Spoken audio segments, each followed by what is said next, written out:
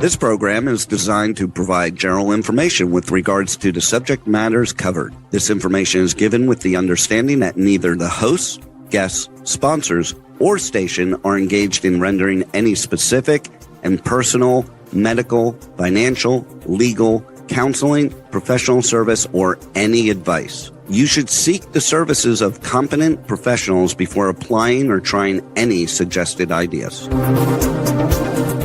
The information contained in this podcast is intended for informational purposes only and is not a substitute for individual professional legal advice. The podcast information was carefully compiled from vetted sources and references. However, R.O.S.E Resources Outreach to Safeguard the Elderly cannot guarantee that you will not fall victim to a scam.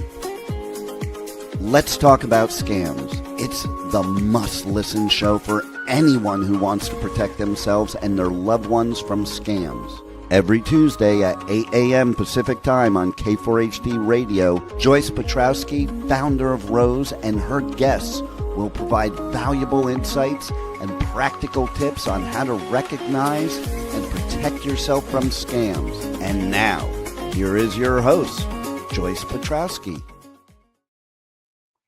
Good morning, everybody. My name is Brian Watson, Community Outreach Specialist for R.O.S.E Resources Outreach to Safeguard the Elderly, and thanks for tuning in to Let's Talk About Scams. Joyce asked me to fill in today, and it's my honor, and I hope to inform and entertain you as today's discussion is titled Revisiting Scams from 20 Years Ago. So many years ago, I attended a Rotary fundraiser, Rotary Club of America, huge service organization located all across the country. My dad was a Rotarian, and they were having a fundraiser out in California, up in the mountains, and they were boiling shrimp. It was called a shrimp feed, and so you could eat as much shrimp as you want. And it was a great time. Met a lot of nice people, and met other Rotarians. And I met a Rotarian from the Bay Area, and he happened to be a dentist. And I started telling him what I did for my career. And back then, this was back in the 90s, mid 90s, and I was an IRS special agent. So this dentist from this Rotary Club invited me to speak at his Rotary Club, and I was very honored.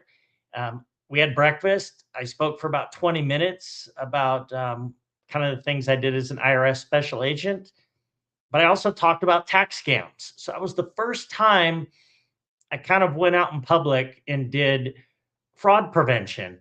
And if you've ever been to a Rotary Club, they're great. You eat, you learn some things, you meet some people, and they laugh at all your jokes. And not that I was trying to be a comedian, but if you're gonna do a speech, you got to have a little fun. So they laughed at my jokes. So this ended up being the starting point for my path to public speaking. Just to give you how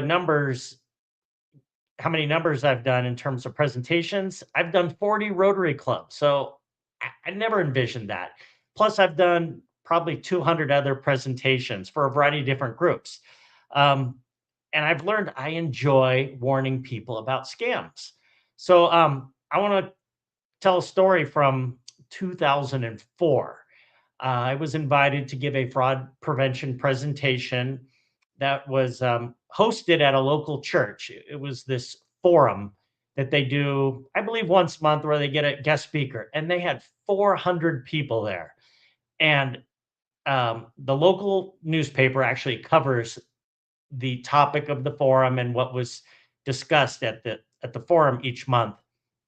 So my mom actually cut the article out of that newspaper. I have it right here on my wall. It says forum speaker advises how to avoid scams. And and that's such a mom thing to do, to clip the article, because that's what moms do. But the great thing about this article, it has a picture of me, and I had no gray hair. So when I do in-person fraud prevention presentations, I like to show this picture because I was a naive looking 30-something-year-old with no gray hair. And it always gets a laugh from the audience. And the other thing that's very important about this article is it illustrates how much scams have changed over the last 20 plus years. So I read the article. I can tell you what's in it.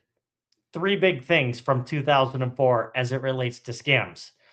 First of all, we talked about phishing. Joyce and I are always talking about phishing scams. Those are unsolicited emails meant to trick you into thinking you're dealing with a government agency or a bank or some other authority, and they get you to provide financial information or pay money. So that was number one, phishing. The second thing I covered in 2004 was identity theft. Is identity theft still a problem today? Yes, you got to guard your identity. But sometimes you can do everything right, and a data breach will expose your personal information. But you still got to monitor your credit, just respond to any notices, and just be very aware and guard your information. Especially guard your social security number and your date of birth, passwords, just that personal information. And then the last thing I spoke about in 2004 were Nigerian email scams. And yes, there were Nigerian email scams over 20 years ago. And they're going to persist because they work. They work.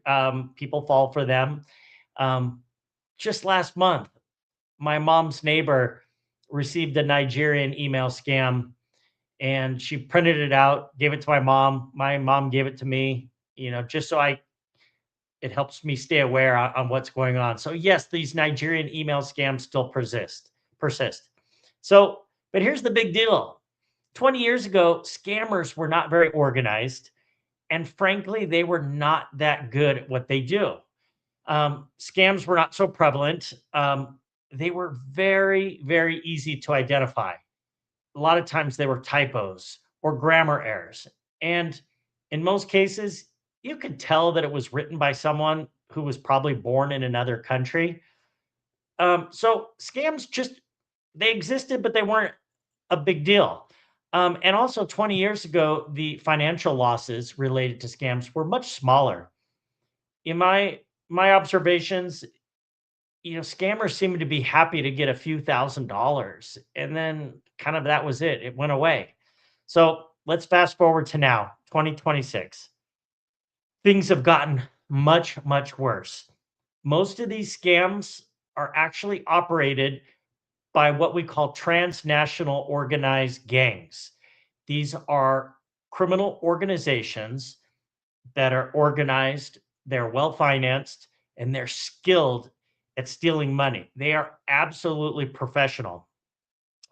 Many, if not most, of these criminal organizations actually operate outside the United States, which makes it very difficult for our government agencies to investigate them, to shut them down, to get money back, and most importantly, to prosecute them. And these organized gangs know this. Um, and what also I've noticed is probably the biggest thing is today's scammers are ruthless financial predators.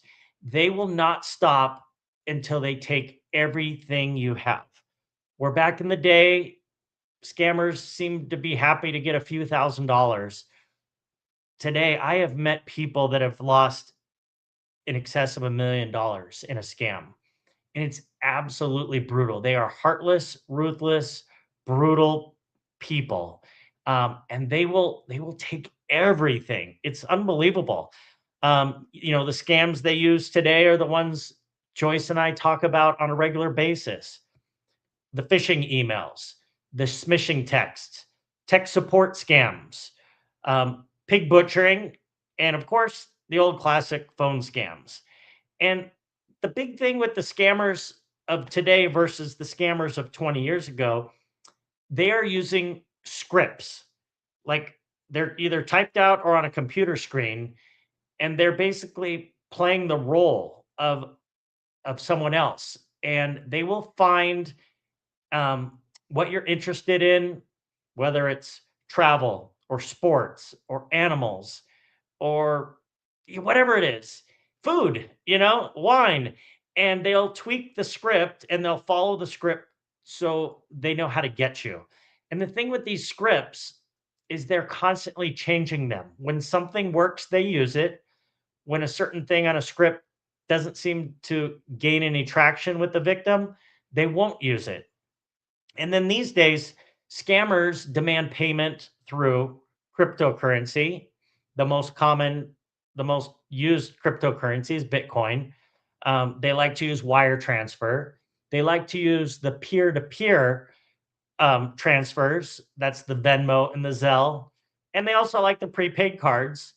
Um, and if you think about it, 20 years ago, we didn't have cryptocurrency. We didn't have Zelle, Venmo, PayPal, or things like that.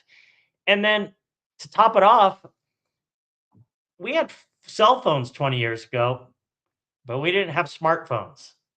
Now, pretty much everybody has a smartphone now, all ages. And when you carry this thing around, you're basically carrying around the equivalent of a portal that can get access to all of your financial information. And then today, um, it seems like everything we're expected to do has to be online. The days of just getting something in the mail, paying a check, and sending it back, it's tough. Um, I know this, like dealing with doctor's offices for myself, for my mom. Um, every time you go to a new doctor, you get access to the portal. You have to have a username and a password. So you might have dozens of usernames and passwords, and they make you change them all the time. You're getting inundated with emails. It's a perfect scenario for scammers to get us, and it's absolutely tough. Um, in terms of scams, we are dealing with a national crisis. I'm not being dramatic. I'm basing this on what I see on a daily basis.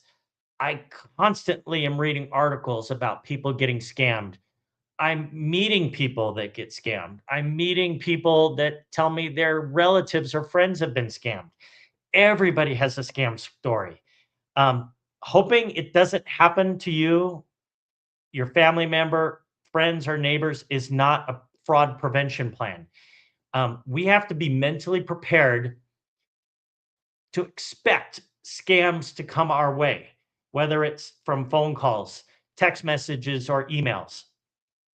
Joyce and I have shared the example of a lady that um, got scammed.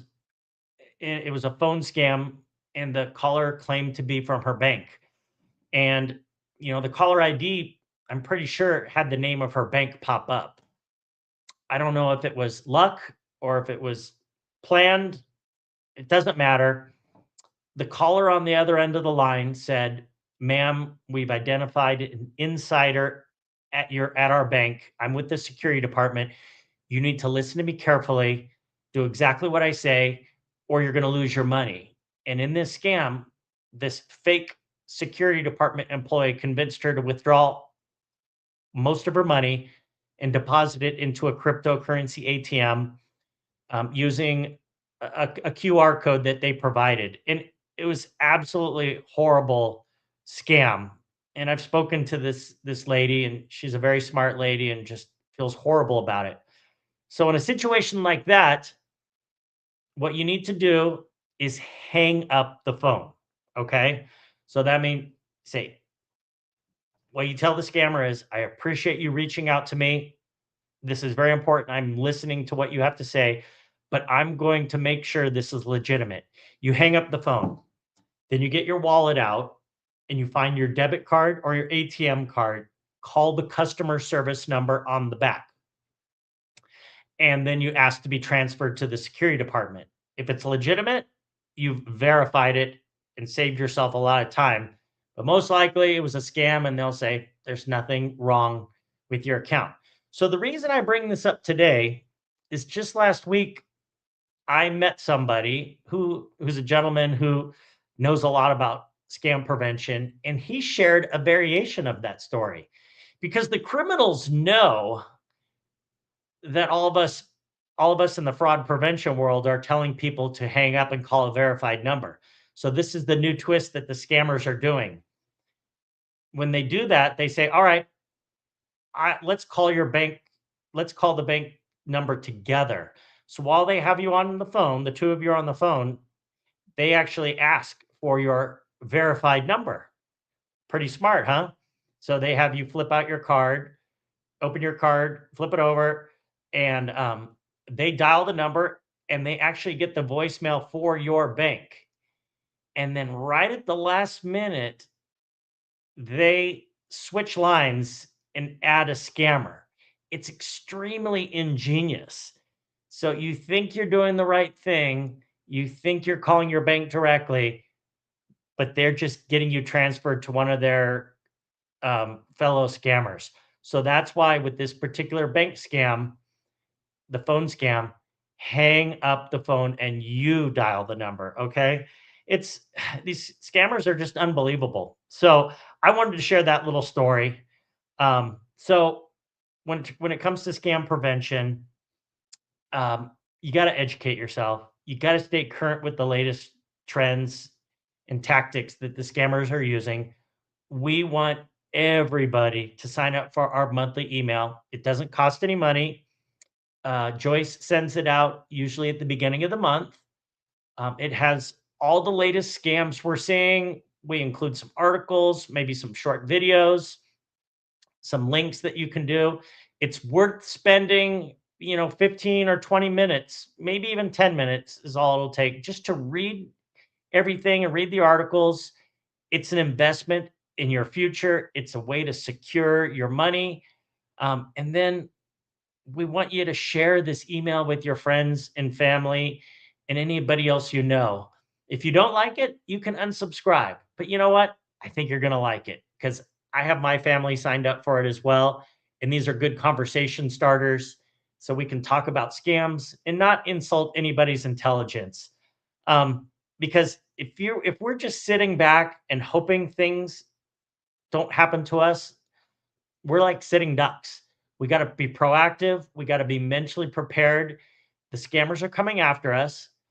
And I say all this not to scare people, but we just have to have a healthy skepticism. So any call that comes in, any email, any text, you can slow down, read it carefully, and ask yourself, is this a scam or is this legitimate?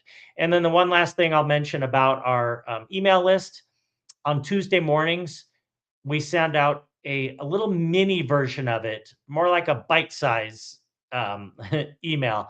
It'll have just one single topic. And the great thing about that is just we're keeping scam prevention in our minds by just spending a few minutes each week. That's all I have today. Joyce will be back next week with another amazing topic. I really appreciate you investing your time by watching Let's Talk About Scams today. Share this information with the people that you know and love and tell them to tune in next Tuesday morning. Until next time, I'm Brian Watson signing out. Thank you very much. Well, that's all the knowledge for this episode.